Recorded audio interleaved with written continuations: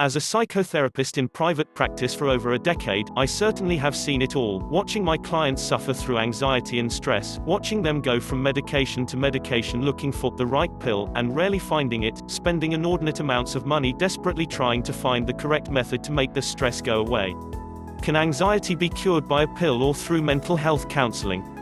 Anxiety is a complex issue, not just something that can be cured through popping a pill, or through 1 or 2 visits to a mental health counseling professional. And while a combination of both medication and counseling can be effective, unfortunately it can take years to see results, and often a lot of money. If I do decide to take medication and see a therapist, what is the best type of therapy and medication I should take to help my anxiety? I can't answer that for you specifically, because everyone is different. For example, you may have an allergy that precludes you from using a certain type of medication, or you may not take well to a specific model of psychotherapy. That said, I can say that I have seen many of my clients do pretty well with what is known as cognitive behavioral therapy, in combination with a medication that the psychiatrist prescribed. Isn't there any way to get rid of my anxiety right away, instead of waiting the years it can take for medication and counseling to kick in? Yes.